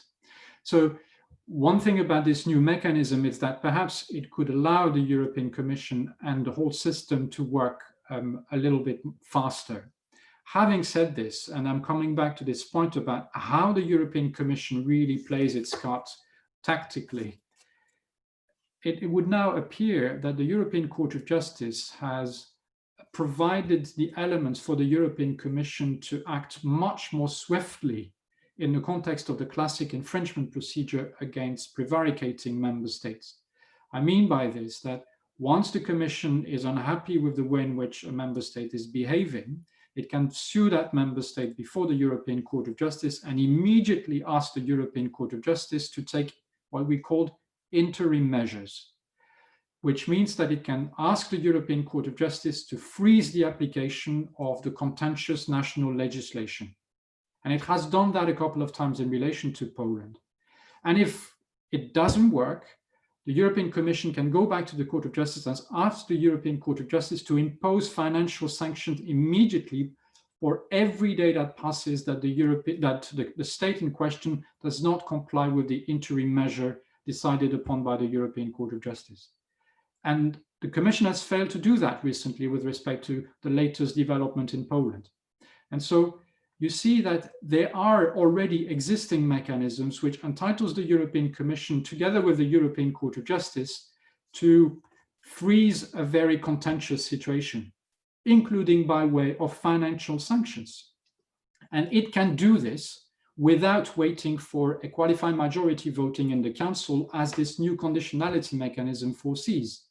So I think the initial proposal of the European Commission to use the so-called qualified majority, the reverse qualified majority voting, whereby the European Commission would basically decide that the situation in a member state is so problematic that we need to suspend the funding now, that would have been accepted unless the Council by qualified majority would have opposed that. Now, this has been taken away for legal reasons which are indeed debatable, but that basically means that this mechanism might not be as useful as it would have been, especially compared with now the possibility for the European Commission, as I said, to go directly to the Court of Justice and ask the Court of Justice to take interim measures to freeze the situation, and including by using financial sanctions in case the situation, the contentious situation, is not frozen, the way it's happening now in Poland. And there the Commission has failed to ask the European Court of Justice to impose financial sanctions on the way in which this disciplinary chamber of the Supreme Court of Poland, which is unlawful, is still operating, is still making the life of judges in the judicial system of Poland a misery. So to cut the story short, it has the potential of being an important new instrument, but whether or not it will make a difference very much depends on the European Commission fulfilling its core role, which is the defense, which is to be the guardian of the treaties and really to be the defender of the rule of law in the European Union. And the recent development might lead to some questions about that. I'll finish on this particular answer. I'll finish by saying it shows the degree to which it's highly, highly problematic for the European Union to have a more politicized European Commission. We've heard over the last few years that it is important for allegedly the democratic legitimacy question that the European Commission should be more political, that it should be a quasi-government of the European Union, so that the European elections, the elections of the European Parliament should determine the composition, at least the personality of the Commission's president, if not the color of the Commission.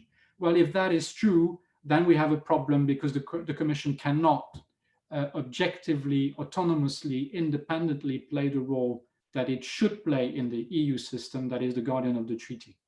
I mean, it will be very easy then for governments which have a slightly different political orientation than the one incarnated by the European Commission to say, this is a political commission, it is after us because we have a different political orientation. Remember the number of times the Polish government used that card against Mr. Timmermans on the ground that he was a socialist as a candidate for to become the president of the European Commission. So I think as much as I'm receptive to the arguments that there's still a democratic deficit in the European Union, and the EU, in order to be acceptable, needs a better democratic legitimacy, I don't think that this problem will be solved by politicizing further the European Commission, because it comes with a host of problems which we see unfolding in confronting the rule of law.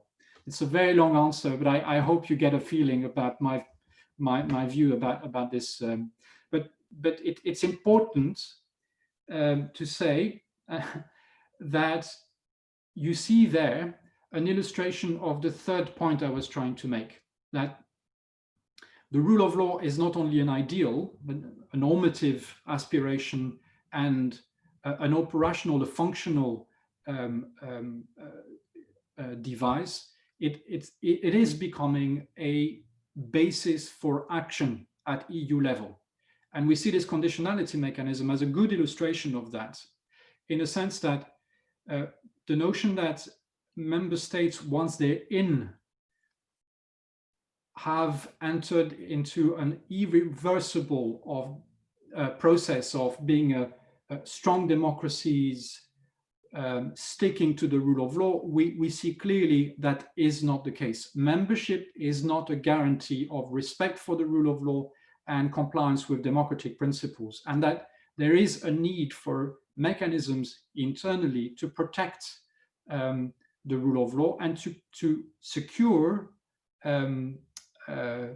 that the member state continue to comply with the prerequisites for being a member state. And I'm coming to the other questions. I think it's a nice bridge on the issue of competence. Indeed, the regular arguments made by the Polish government and to some extent the Hungarian government is to say that the EU is basically abusing its power. It doesn't have the competence to enter into the realm of the way in which member states organize their judicial systems. And they're right. But where they're wrong is that this is not an issue of competence. It is an issue of member state obligations under EU law. If you look at the treaties are very clear as to what is required from the member state in terms of judicial organization and judicial remedies. There is an Article 19 of the Treaty on European Union, on which the Court of Justice is now building its case law, that says that member states have to provide effective judicial remedies to ensure that EU law is complied with. And that's an obligation that the member state have to respect when they exercise their own competence. So it's not, there is no ambition by the EU institutions to adopt directives, regulations, and decisions for the purpose of determining the way in which judges are appointed at the level of member state, how the judicial system of member state is organized. The EU does not have the competence to do that. But the EU has the competence to make sure that the member state comply with their EU law obligation, one of which is to ensure an effective judicial protection of individuals within the EU legal order and at the level of member states. And so one has to make a clear distinction, which our friends in Poland and Hungary have obviously not made in government, a distinction between competence on the one hand and the scope of application of EU law. Competence is only a limited area where EU institutions are entitled to adopt legislations. But it does not mean that member states are free to do whatever they want outside the scope of competence, because there are many EU obligations in the treaties which are addressed to the member state when they exercise their own competence. So to cut the story short, the notion of competence is limited, whereas the scope of EU obligations to which member states are bound is much wider. And one obligation under EU law, under the monitoring of the European Commission and the supervision of the European Court of Justice, is to ensure effective judicial remedies. And that means having independent courts in accordance with standards of the rule of law. And I'm coming to the last point, which is the content of the rule of law, which is the third question.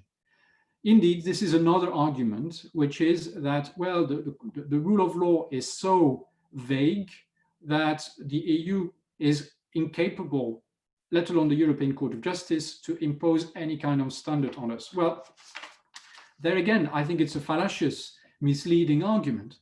To begin with, there are some common standards which are accepted across Europe. And I'm talking about the context of the Council of Europe, and in particular, the activities of the Commission, the Venice Commission, which, as you may know, has published a couple of years ago a very important document spelling out essentially the key agreed ingredients of the rule of law in the European context. So that's at the level of the Council of Europe, and the Venice Commission is a commission whose activities are, as part of the Council of Europe, they are accepted by the members of the Council of Europe. But if we focus more specifically on the European Union, I'll make 2 points there. Well, first of all, EU law itself contains all sorts of standards which have to do with the rule of law. And that has been articulated by the European Court of Justice for decades. So there are ingredients of the rule of law, an EU law conception of the rule of law, which is binding on all the member states. But the second element, and which makes the argument of the Polish and Hungarian governments disingenuous, is if you look at the enlargement strategy. Every year, the candidate states are subject to some kind of monitoring by the European Commission and the member states as to whether the candidate states are complying with the requirement of membership, one of which is respect for the rule of law. And you know that since the Copenhagen criteria were transformed into that enlargement strategy, with the European Commission producing this progress report on a yearly basis, there is quite a lot of articulation of what the rule of law as a pre-accession condition actually means. And interestingly, the way in which it's been articulated by the European Commission has been approved year in, year out by the member states when they look at the report of the European Commission. So in other words, there is a customary law of membership, which includes fairly sophisticated details as what the EU understanding of the rule of law amounts to. And that customary law of membership has been endorsed on a yearly basis by the member states of the European Union, including Poland and Hungary. In other words, Poland and Hungary know very well what we expect Serbia, Kosovo, Macedonia to do in terms of meeting the rule of law requirements in order to become a member state of the Union. So why on earth are they now saying that it's very vague internally to know what the rule of law amounts to as a requirement for membership? Again, this is very disingenuous, as well as the whole argument of competence. Again, it's not about competence, it's about EU law obligations when you are a member state of the European Union. Full stop. Thank you very much. If I'm not mistaken, we have a question which addresses Hajnalka. And the question is that what are the chances for replacing, and I think the 27th century, maybe from the question century is missing.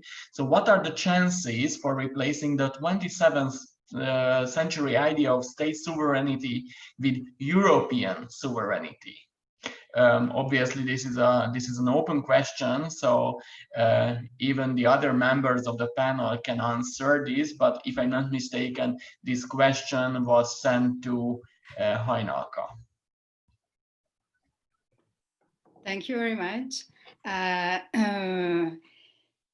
European sovereignty.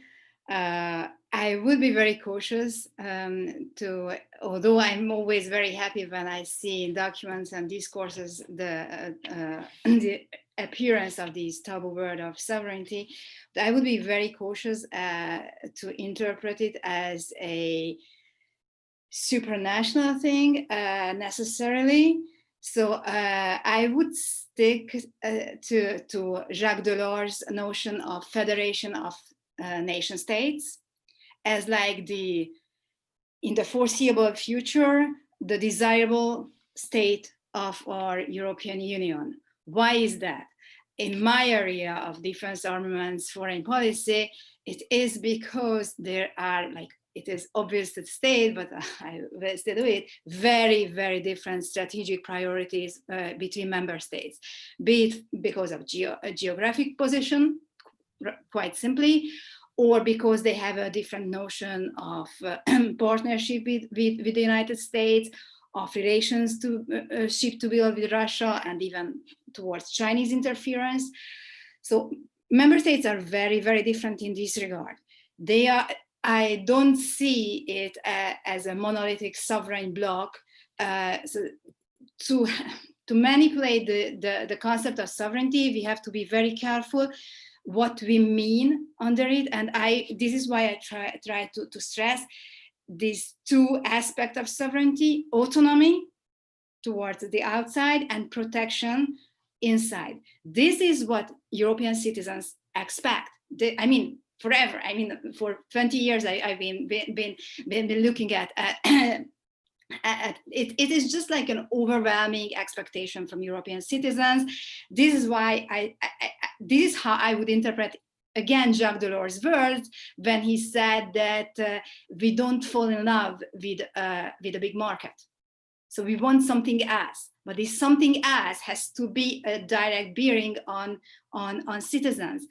And the member states have very different views on autonomy and protection, and they are. It is enough to look at how they pursue their armaments policies, how to even think about European sovereignty when most member states are very happy to interpret, as French Defense Minister Florence said, NATO's Article 5 as Article 35, meaning by that purchasing American military material. So it is not a question of capabilities. So European autonomy, European sovereignty, it's not. It is always. It obviously always boils down to political will. Capabilities are not the issue. There are estimations, calculations made by the French National Assembly, which put the price tag on actually acquiring the capabilities for European autonomy, so real autonomous action, at 300 billion euros. And then you have the basic capabilities to actually be able to fulfill all the missions that are foreseeable. And let's not forget that the French also have the only remaining nuclear capability in the European Union. Fulfilling NATO obligations from the European part up until 2025 means, so if everybody aims to the 2% of GDP as it is foreseen in NATO, it means 440 $50 billion extra from the European part. So so you have autonomy and autonomous European capabilities at a much lesser price tag than actually reinforcing this. It was a very interesting interview with, again, President Macron in 18 on CNN. He went on CNN and he said that we don't intend in Europe, because as a French president, obviously he will speak on the name of Europe. So we don't intend to see the defense budget increase, this famous 2%, in order to purchase armaments that will make us dependent on outside powers. So armament issues are something to really look into. These are when you can really see dependency and autonomy issues like translated into actual like euros and actual decisions. And just maybe to conclude on why these divergences between the member states and why I keep on quoting French leaders, and you know, Barbara Spinelli, former member of the European Parliament and the daughter of the EU's, one of the EU's founding fathers, said that the future of Europe will be decided in France. Madeleine Albright, whom you, István, just talked about, said that in order to understand the European Union, you either have to be a genius or French. So French are at the center of it. Unfortunately, as General de Gaulle said, it is the destiny of Germany that nothing meaningful can be done without it. So I would say that you have to force together these two, and it is, as we can see, not an easy task. So again, European sovereignty, I would translate it immediately into very concrete terms of autonomy, if we talk about foreign policy. And I would say that I don't see any chances of it outside of the famous core Europe concept, the famous variable geometry. And even if we think about core Europe and variable geometry, it is very difficult to see the German position towards these issues. Thank you. As I was listening your answer, I was just thinking that I know that you don't want to deny, but you couldn't deny your Francophone interest if we just listen the examples, which were super interesting. And István has another question to you, but as we are running out of time shortly, I would like to ask István that please try to be as short as possible, and Hajnalka, your answer would be appreciated as short as possible as well. Yeah, thank you, moderator. You are perfectly right. My question is about this that debate whether we need the American support and are we an American protectorate, or we need European sovereignty. My question is this really a debate or so deeply dividing experts and politicians, or is it a little bit maybe exaggerated and the nuances are showing that maybe the difference is not so big? Maybe I'm talking about Roland Freudenstein from the Martens Center, who is much more eager to cooperate with the US maybe than your position looks like. But at the end, I think that the differences are actually not so big. What do you think? Very, very important and crucial question. I would say that the debate is real. The debate is vital, and there is a word of a difference between the two positions. And the interesting thing that just in the past couple of days, the German defense minister said both. So she said first that illusion of strategic autonomy, we have to get rid of it. And a few days later, she said that we need to understand that we must stand up on our own feet. It is a huge debate, and it is very, very far from being concluded. I would say that the only way to actually stay and remain in a healthy to build a very healthy and balanced transatlantic partnership, to be actual partners to the United States and not this submission type junior partnership status Macron was talking about, I am convinced from ever that the only way to it is autonomy first, and then on the basis of our interests, our European interest, I mean, like talking now in my Hungarian casket. So from European interest and from European point of view, this is the way that we can engage with the US. Otherwise, it will only be divide us and lead to what actually Jeremy Shapiro, I will conclude with that.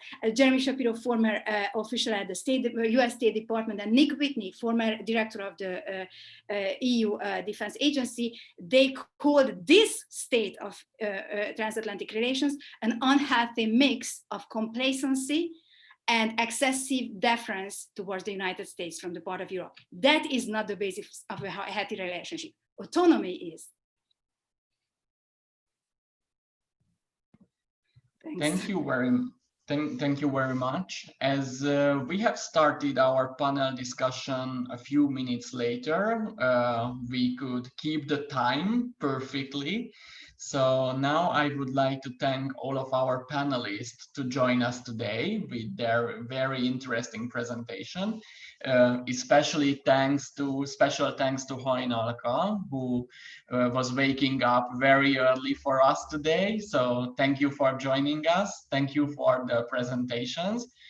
And after our panel discussion, I would like to give back the words and the floor to István for some concluding remarks after our today's conference. Yeah, thank you, Erik, and thanks to all who made your presentations, and thanks for the audience to be here with us. It won't be a long speech again. I just would like to somehow make a short summary of today, because I think it's important to remember that we started in the morning to talk about the crisis, a multiple crisis, and try to find liberal answers to the current situation, and even go further on to speak about the 20s of the 21st century, which was our original idea to talk about before we learned that the pandemic arrives to us globally. So our original idea was to talk more about climate change, to talk about technological changes, to talk about social turbulences, to talk about populism and polarization, nativism, and so on. And we partly did so. But on the other hand, we live in a very fast changing world, and especially during these days, the US presidential elections drew our attention. Even during our Zoom event, a lot of news, breaking news came to us, and hopefully now we know that the new president of the United States will be Joe Biden, the candidate of the Democrats. But let me remind us that at the very beginning, Karl-Heinz Piquet, the chairman of the Friedrich Naumann Stiftung, made a speech and talked about the economic side of the transformation, what we see in the 20s of the 21st century, talking about free trade, for example, which was not so much mentioned anymore in the second part of our event, how much we should insist on free trade and the role of the market based on the rule of law, what was actually discussed in the afternoon again. And Sharka Pratt in the morning talked about the transformation of the economic sphere, how new models might come to the member states of the EU, to the EU at its own level and globally, and what seemed to be given before the pandemic now we might face a very different economic structure in the future. And there are good examples what to follow, how to get out of the economic part of the crisis. Then we talked about a lot how mobilization on many levels through political movements and by party politicians and other political actors has changed our political landscape recently. And here we discussed populism, and here we discussed how social media has changed our attitudes, or maybe it followed the change of our attitudes. And we even went to the psychological part of this new era, how people think about politics, whether they trust their institutions and politicians, and why they believe in conspiracy theories and myths and misinformation and disinformation. And I think we learned a lot, and there were different views. And please listen to the morning session, because we have certainly recorded it, and it was a very interesting debate. Now in the afternoon you were all present, so I don't want to give you a long summary, but I think it's important to remember that what is so salient here in Hungary and in the region, the debate about the rule of law, and in more general terms about liberal democracy. Actually, some argue that we should not focus simply on the rule of law, which is very, very important, but liberal democracy is maybe a broader term, and we should defend the ideal of liberal democracy, which also includes fundamental rights and the protection of minorities, checks and balances, etc. This is maybe an even bigger package what we should discuss. And today in many of our countries, including Hungary, these values and institutions have been challenged by government. So it's maybe the #1 issue for many of us, and there are many other crisis moments inside the European Union now, but we shouldn't forget about this in spite of the coronavirus crisis. We talked a lot about the international relations, including China, Russia, and especially the United States and its new role after the change at the top level, who is the leader of the free world. And maybe under Joe Biden, we might at least get back to a previous perception of international relations, or maybe there will be a shift to a more modern and dynamic and maybe 21st century way of seeing international relations and foreign policy issues soon. And I think we all want to be part of this new debate, where this conference was not the last one. Certainly the Hungarian Europe Society has already organized many similar events, and we want to go on. Some of our participants also sent their papers to us. We have already published them on our website, and we will publish some later on.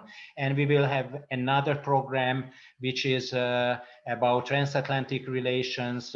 We have just started it, and on Monday there will be another Zoom event, and you will all, or you have already received our invitation. This will be about the media. There will be another one about transatlantic ties and many other important issues what we had no time to discuss today, but we will go on with this second project, which is very similar to this one, and you are all invited. So my final word is to the Friedrich Naumann Foundation. I would like to thank for the support of our sponsor, and maybe the very final remark to you again. Thanks for being with us, and please listen to our recorded Zoom event. I think we had a nice conference today in the morning and in the afternoon. A lot of interesting thoughts, and we will publish our report, a sort of a summary of our debate, maybe an extended one with our views, and we will send it to you later on, certainly. Thanks for coming. Thank you, Erik, for your moderation, and see you all very soon. Thank you and bye-bye. The show is over.